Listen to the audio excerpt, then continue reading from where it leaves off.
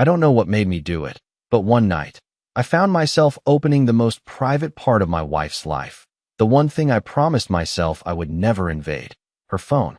I could blame it on a moment of weakness or curiosity, but honestly, it was probably just the strange gut feeling I had been ignoring for weeks. But that night, something snapped. And once I crossed that line, there was no going back. It wasn't the usual suspicious behavior that set me off. No late-night arguments, no sudden mood changes, no long-hidden secrets. Just a nagging feeling. It started small, barely noticeable, like a forgotten itch. I'd catch her looking at her phone with a strange expression, almost like she was waiting for something. I told myself I was imagining things. After all, we were a good couple, right? Married for years, a house, a steady life. But then, a few weeks ago, it happened. Anna was away for a work trip. Nothing unusual. She went to a conference every year, the same one. I always made jokes about her being the big shot in the family, as her work was more high profile than mine. I was proud of her, really. But when she came back, something was different. She was quieter, more closed off. Not in an obvious way, but subtle enough for me to notice. She wasn't just tired, not just stressed. The first sign of something off was the change in her routine. Normally, when she'd come home from a trip, she'd be giddy, chatting about all the things she learned, the people she met. But this time, she walked in and immediately started unpacking her suitcase without a word. She didn't even tell me how the conference went. "Everything okay?" I asked, trying to break the awkward silence. "Yeah," she replied, not looking up. "Just tired." I let it slide. But the second night, I couldn't ignore it anymore. I was in the kitchen, cleaning up after dinner, when I noticed her sitting on the couch, scrolling through her phone. She didn't know I was looking, but I saw her face. She looked distant, not sad, just somewhere else. I couldn't put my finger on it. And then, out of nowhere, her phone pinged. It was a message from an unsaved number. "Can't wait to see you tonight. I miss you more than you know." I felt the blood drain from my face. I didn't know why it hit me so hard, but it did. My first thought was, who the hell is that? Without thinking, I grabbed my phone and pulled up the conversation history. But I was too slow. She must have seen me staring at her screen. Her eyes flashed with panic for a split second, but she quickly swiped the message away and locked her phone. "Everything okay?" I asked again, trying to sound casual, but my voice shook just a little. "Yeah, just work stuff," she said, but I could hear the lie in her voice. It didn't sound like her at all. But I wasn't ready to confront her. Not yet. I couldn't be sure of anything, and I didn't want to make a scene over something that could easily be explained away. The next few days were a blur. I couldn't focus on anything. My mind kept replaying the message over and over again. I thought about asking her about it, but something told me I wasn't ready to hear what she might say. The truth, or whatever version of it she'd give me, wasn't something I wanted to face. That night, she went out with a friend for drinks, something she hadn't done in ages. At least, not without me. I could tell she was in a rush, eager to get out of the house. She kissed me quickly on her way out, but there was no warmth in it. "See you later," she said. And just like that, she was gone. I sat there on the couch, the silence of the house settling over me. I told myself I wouldn't check her phone again, that I would give her the space she needed, whatever that meant. But then I looked at the clock, and it hit me. She was supposed to be back by 9. It was already 10:30. That's when the message came in. This time, I didn't even hesitate. I opened it right away. "I miss you too. Can't wait for tonight." I felt my heart skip a beat. It was from the same number. I stared at the screen, my mind racing. I didn't want to believe what I was reading, but every word felt like a punch in the gut. I put the phone down and sat there, frozen. My mind kept asking the same question over and over. Who is this guy? I wasn't stupid. I knew what was happening, or at least what was probably happening. But the truth was, I had never felt so powerless in my life. I couldn't go to her yet. I couldn't just confront her without knowing the full picture. I didn't want to be the guy who flew off the handle without all the facts. But then, an hour later, my phone buzzed again. This time, it wasn't a message from Anna. It was an email. I opened it, not expecting much, until I saw the subject line, "Flight details for Anna." The email was a receipt. A confirmation for a flight from her work trip location to a city I didn't recognize. The flight was scheduled for the night she was out with her friend. The pieces started to fall into place, but they didn't make sense. Why would she hide a trip like that? Where was she really going? That's when I realized something. I had missed something huge. She wasn't just lying about this night. She had been lying for months. About where she went, who she spent time with. She was keeping secrets from me, and the evidence was staring me right in the face. But it wasn't just the secrets that hurt the most. It was the feeling of being unimportant, of having no idea what had been happening in my wife's life while I was stuck here, holding onto an image of the woman I thought I knew. I had no idea what was going to happen next, but I knew one thing for sure. I couldn't just sit back and let this go. I had to know the truth. Every single piece of it. No matter how much it broke me. The hours dragged on as I sat there, staring at the screen, my mind racing. It was almost as if I was frozen in time, unable to move, unable to act. The flight details, the messages, they all swirled in my mind. A storm of confusion and betrayal. I couldn't wrap my head around it. I felt like I was standing at the edge of a cliff, unsure whether to jump or turn back. But I wasn't the type to act impulsively. I needed to be sure. I needed to understand everything before I confronted her. That's when I did something I hadn't planned on, something I would regret later. I called the number that had been texting her. The unknown number that seemed to be at the heart of it all. It rang 3 times before someone picked up. Hello? A voice I didn't recognize, smooth and calm, like they were expecting the call. It sent a chill down my spine. Who is this? I asked, my voice sharper than I intended. There was a brief pause, as if the person on the other end was trying to decide how to respond. Who is this? They finally asked. I swallowed hard, trying to hold onto my composure. I'm Anna's husband, I said, my voice barely a whisper. The words tasted bitter as I said them aloud, as though they were confirming something I couldn't yet admit to myself. There was a long silence on the other end. I could hear faint rustling, maybe someone moving in the background. Then, a calm but somewhat amused voice spoke again. Ah, I see. Well, I'm sure Anna will explain everything to you when she gets back. I felt my heart race. When she gets back? Was this person implying what I thought they were? Before I could respond, the line went dead. They hung up without another word. I sat there, staring at my phone, trying to process what had just happened. Anna will explain when she gets back? What did that even mean? Had she been seeing this person all along? Or was this just the beginning of something much bigger than I realized? I didn't know what to do next. The mystery deepened, and yet, I still couldn't bring myself to confront her. Not yet. I needed more answers. But that phone call, it felt like I was standing at the edge of a precipice, and one more step would send everything tumbling into chaos. I glanced at the clock. It was nearly midnight. Anna still wasn't home. The longer she stayed out, the more questions piled up in my mind. Where was she really? Who was she with? And most importantly, why was she lying to me? I needed to know the truth, but I wasn't sure if I was ready to face it. It was well past midnight when Anna finally came home. The door creaked open quietly, and the faint sound of her footsteps echoed through the hallway. I had been sitting in the living room, pretending to watch TV, but really, my mind had been elsewhere, racing with the unanswered questions, the phone call, the mysterious texts. She walked in, her face pale, eyes slightly red, like she had been crying or maybe just tired. I stood up before she could speak, trying to steady my breathing. Where have you been? I asked, my voice calm, but I could feel the tension in every word. She froze for a moment, looking at me like she wasn't sure what to say. I was just out with some friends, she said quickly, but the lie was so obvious, it almost stung to hear it.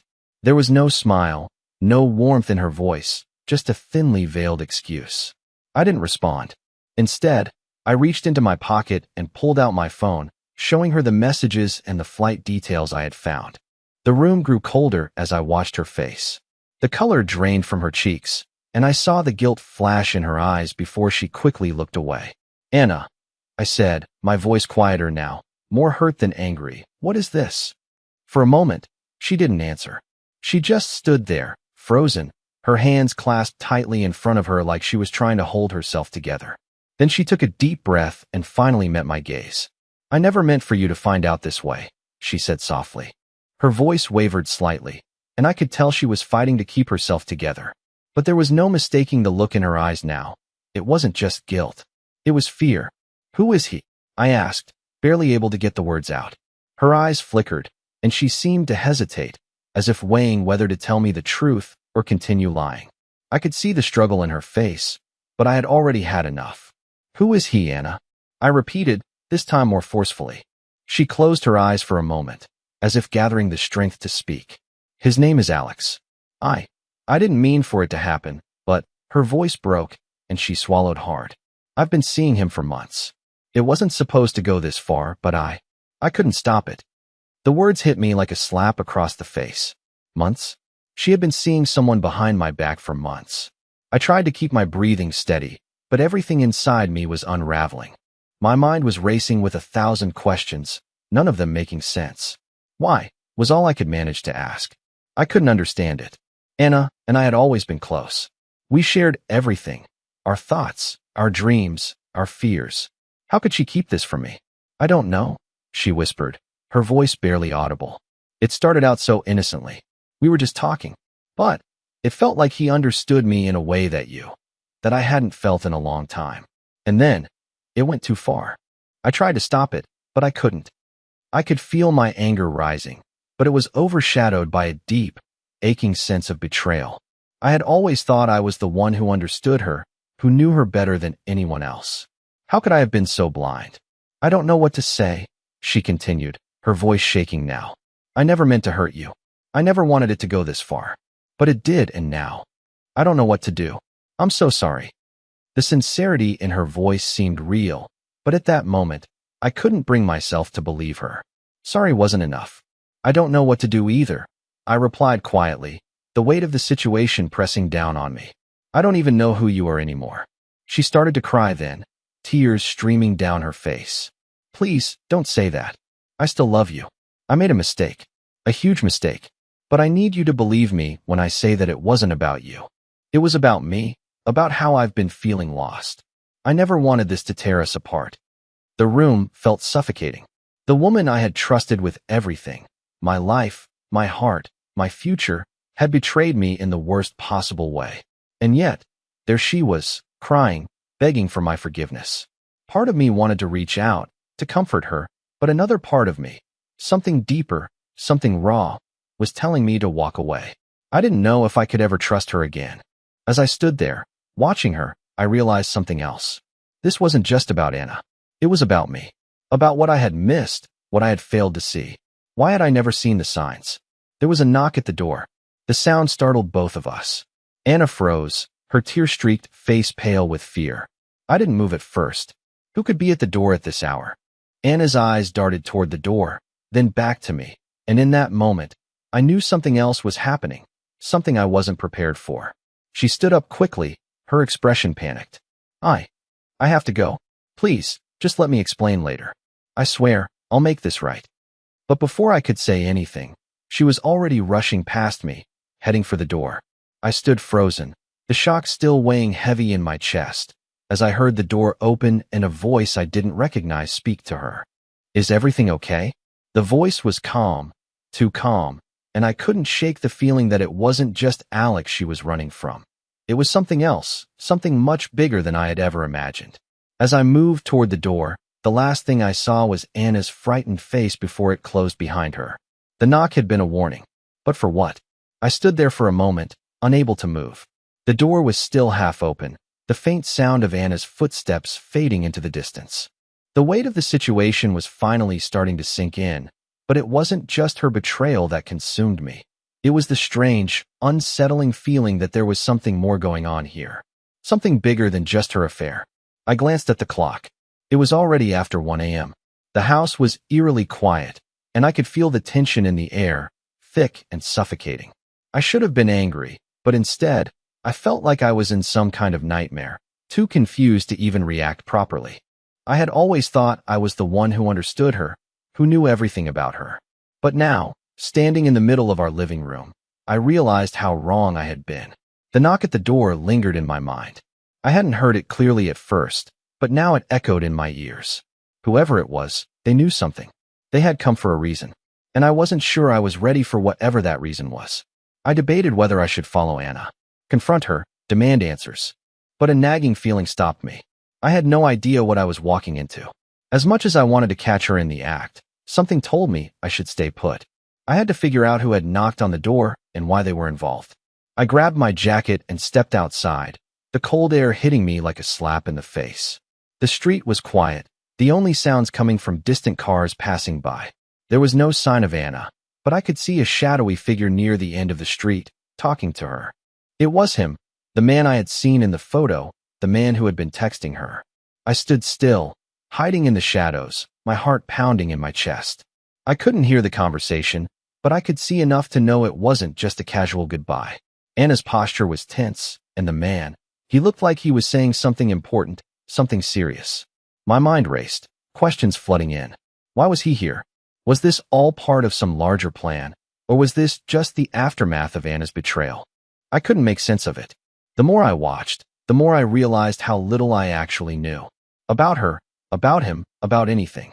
Suddenly, Anna turned and started walking back toward the house, her face flushed. The man didn't follow. He stayed where he was, watching her as she disappeared into the darkness. I was about to step forward when I heard the unmistakable sound of a car engine starting. I quickly ducked behind a nearby tree and watched as a sleek black car pulled away from the curb, the headlights cutting through the quiet night. I didn't recognize the car. It wasn't a vehicle I had ever seen in our neighborhood. The car disappeared down the street, leaving me standing there, more confused than ever. I made my way back to the house, my thoughts spinning. The man, the car, the late-night rendezvous. It all felt like pieces of a puzzle I couldn't solve. But I knew one thing for sure. Whatever was going on, it was much more complicated than just an affair. As I entered the house, I could still hear Anna moving around upstairs. I took a deep breath and headed up to confront her, my mind still reeling from the events of the night. But before I could knock on her door, I heard something that made my blood run cold. A voice. A familiar voice. Anna wasn't alone. I froze, my hand still gripping the doorknob. The voice was faint but unmistakable. It wasn't Anna's. I couldn't make out the words, but I could hear the tension, the discomfort. A low murmur, almost like an argument, but hushed, as if they were trying to keep it from me. I felt my heart racing. I knew I should knock. I should demand to know who was in there with her. But a part of me hesitated. What if it was just a misunderstanding? What if she was talking to a friend or someone from work, and I was jumping to conclusions again? But that feeling, something deep inside me, told me this was no ordinary conversation. This was something hidden, something far more dangerous than I'd imagined. I waited. The voices grew quieter, but they didn't stop. I could hear Anna's tone now. It was tight, sharp. She wasn't happy. Whoever she was talking to was pushing her buttons, and she was reacting defensively. The other voice, though, was calm. Too calm. It made my skin crawl. I didn't know how long I stood there, listening to the muffled words, the strange weight of the silence pressing down on me. Finally, I made up my mind. I had to know. I had to see for myself. I opened the door slowly, the creak of the hinges louder than I expected. For a second, I thought they'd hear me, but they didn't. I stepped inside and froze. There, sitting on the edge of the bed, was Anna. But she wasn't alone. The man from the photo, the one she had been texting, the one who had shown up tonight, was sitting across from her, his posture relaxed but his eyes never leaving hers. I couldn't believe what I was seeing. Anna looked up at me, her face a mask of surprise and guilt. She quickly stood up, trying to put some space between us, but it was too late. I had already seen enough. "This is not what you think," she started, her voice shaky, but she didn't get to finish. The man, Alex, looked at me, his expression a mixture of amusement and something darker. "I told you he'd find out eventually," he said to Anna, his voice smooth, almost too confident. "Looks like tonight's the night." I didn't know how to respond. Everything felt unreal. My world, my life, had just shattered in front of me, and all I could do was stand there, staring at them. Anna seemed to shrink, her eyes darting between Alex and me. "Please, let me explain," she said. But I was past wanting explanations. This wasn't about explaining anymore. "Explain?" I said, my voice thick with disbelief. "You've been lying to me for months." "Months, Anna? How do you explain that?" I could see the guilt written all over her face, but it wasn't enough. Nothing was enough anymore. "I never wanted this to happen," she whispered, but the words seemed so hollow. "I didn't want to hurt you." I glanced at Alex. The man who had been in the photos, the one whose messages I'd seen, the one who had been sitting in our house. He was still watching me like I was the one in the wrong. I couldn't take it anymore. "Get out," I said to Alex, my voice barely a whisper, but the command was clear. He didn't move right away. Instead, he stood slowly, eyeing me with a cold, calculated look. I think I've made my point. We're not here to hurt you, man. But maybe you should have seen the signs. Maybe this could have been avoided if you weren't so oblivious. The words hit me like a slap across the face. Oblivious. Was that how he saw me? As some clueless fool? But I didn't have the energy to argue with him. I just wanted him out.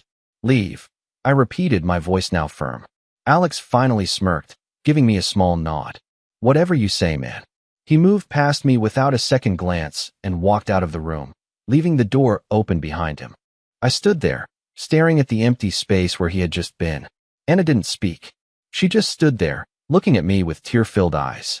The silence was suffocating. I didn't know what to say to her.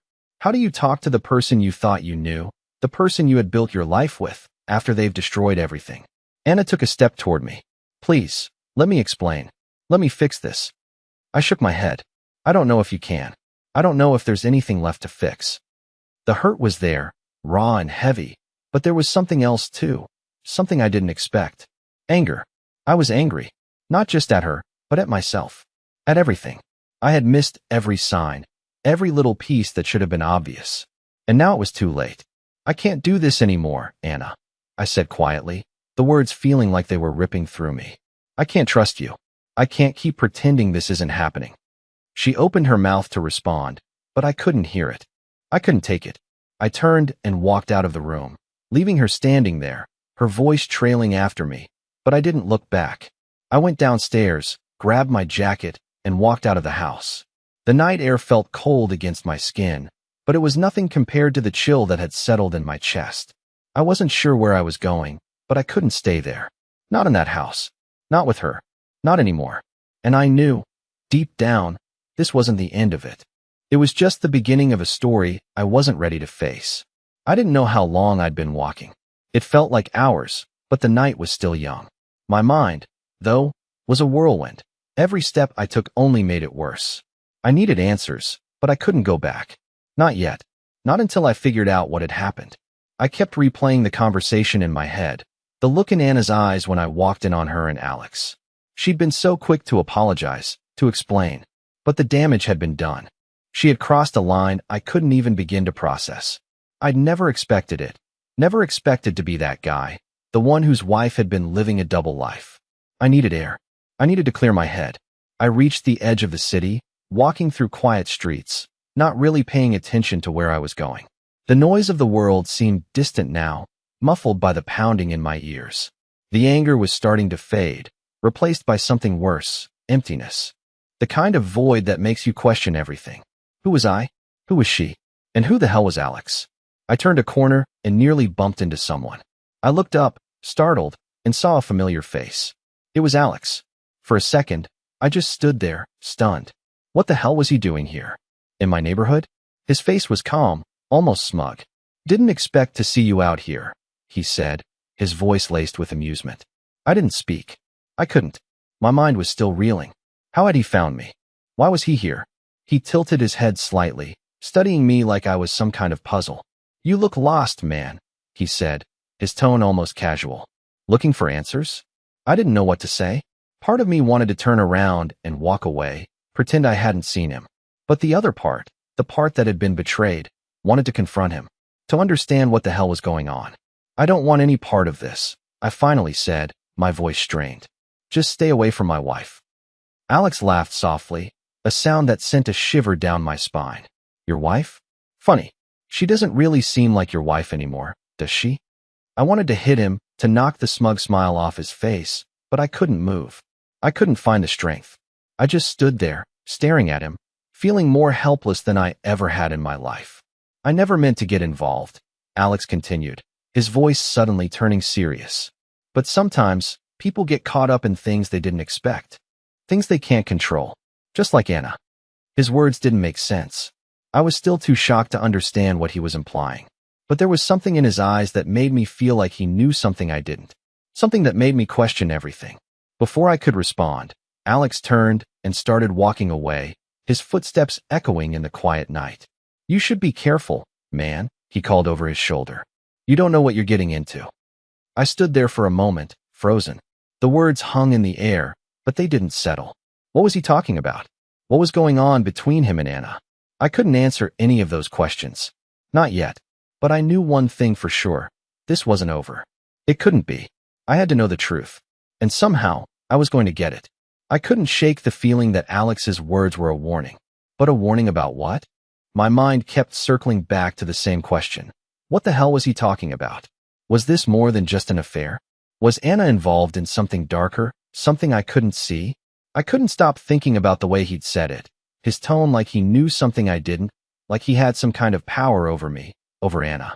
I had to know what was going on. I had to confront her again, no matter how much it hurt. This time, there were no more lies, no more pretending. I walked back to the house, my feet heavy with dread. The silence in the air felt oppressive, as if everything had shifted. When I opened the door, it was like stepping into a different world. The house felt cold, emptier than before. The echoes of Anna's earlier cries were still in the air, but they seemed distant, unreal. She was sitting on the couch, her eyes red from crying. The moment she saw me, she stood up, her hands shaking slightly. Please, please just listen to me, she begged, her voice cracking. I didn't want to listen. I didn't know if I could, but I had to. I had to hear the truth, even if it destroyed me. Why, Anna? I said, my voice hoarse, filled with an anger I could barely control. Why all the lies? Why him? Anna's face crumpled, and for a moment, I saw the woman I used to know, the one I'd fallen in love with, the one who had promised to never hurt me. It was never about you, she said softly. It was about me. About feeling lost, like I was fading away. I felt a flicker of sympathy, but it quickly vanished. So, you thought cheating was the answer? I almost laughed, though it sounded more like a bitter sob. You've been seeing him for months, behind my back, and this is your excuse? She lowered her eyes, unable to meet my gaze. It wasn't like that. I never meant to hurt you. I was just looking for something. Something I thought I needed. Alex, he understood me. He was there when you weren't, when I felt alone. I couldn't believe what I was hearing. Alone?